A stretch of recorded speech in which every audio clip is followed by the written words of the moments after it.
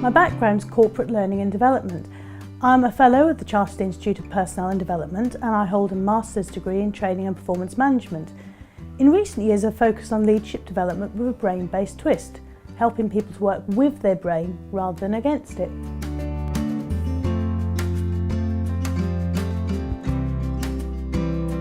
Yes, I'm going to be giving staff an opportunity to try out mindfulness for themselves, which I hope will get the conference off to a really great start.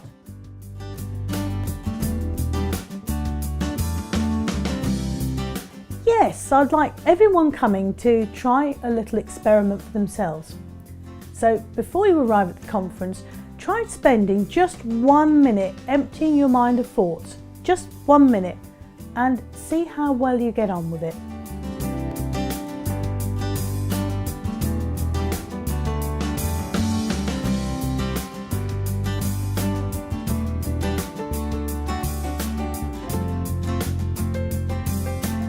Well, around 10 years ago, I was developing some leadership development for a group of high potential staff, and I started to feel that something was missing.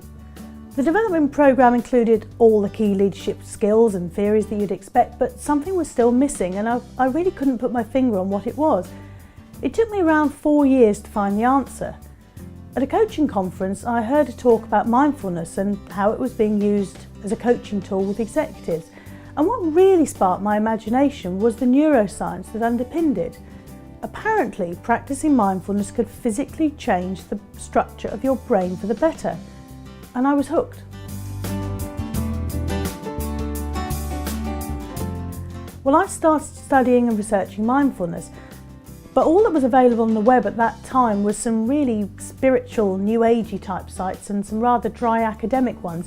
And none of them I felt happy to send a client to, so I set up MindfulnessAtWork as a free, secular information resource on all things mindful. About a year or so later, Mindfulness at Work became a hot topic of discussion, especially on the web. And the main question was, mindfulness in the workplace, great idea, but how?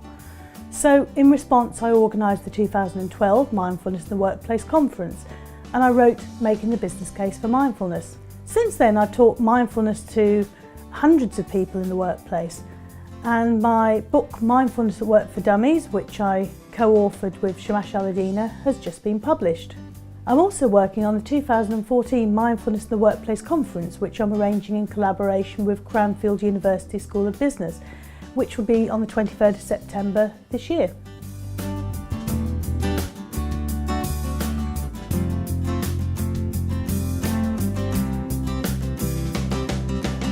Well, in recent years there have been great advances in brain scanning technology. In the past it was thought that when the brain reached maturity it was fixed and immutable. But brain scans have shown that the brain retains powerful plasticity.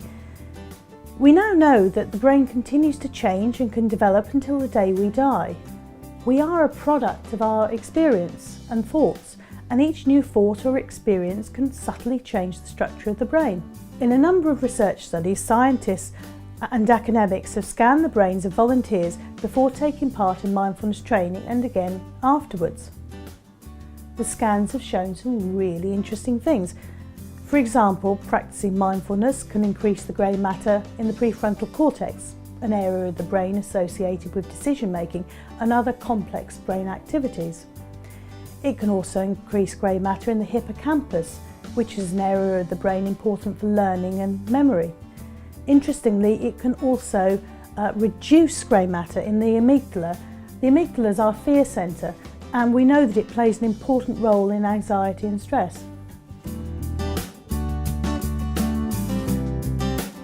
Well, mindfulness has its roots in ancient Eastern practices, but mindfulness as we know it today originated in the 1970s when a scientist, John Kabat-Zinn, piloted a new approach to helping patients who were suffering from chronic pain.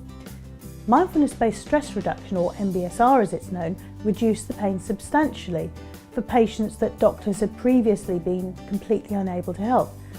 John's work became the focus for many scientific studies.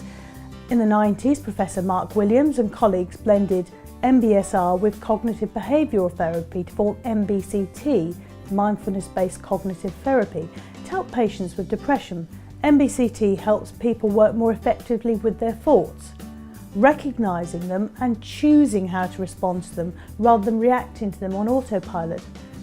You know, as humans, we tend to spend very little time in the present moment. To use Mark Williams' words, our attention is hijacked by our thoughts and emotions, by our concerns, by our worries for the future, and our regrets and memories for the past. Mindful awareness is about learning to pay attention in the present moment and without judgment. It's like training a muscle, training attention to where you want it to be, and this reduces our tendency to work on autopilot, allowing us to choose how we respond and react. So in a nutshell, mindfulness progressively teaches you to become more aware of your thoughts, emotions, and bodily responses such as tension. I like to think of it as brain training. It's rather like training a muscle, training attention to where you want it to be.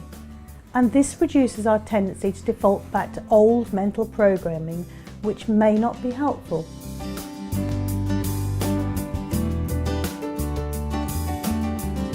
Well, many large, highly successful organisations such as Google, Apple, General Mills, Toyota, IBM and BT offer mindfulness training to staff. Because when organisations provide staff with mindfulness training, both parties benefit. The health and well-being impacts of mindfulness are really well researched. They include improved immunity, reduced anxiety, depression, stress and increased resilience. In recent years, researchers are also finding a link between practicing mindfulness and improved personal productivity. For instance, mindfulness can help you improve decision making. It allows you to step back and see the bigger picture. It can create greater creativity and it can improve relationships at work.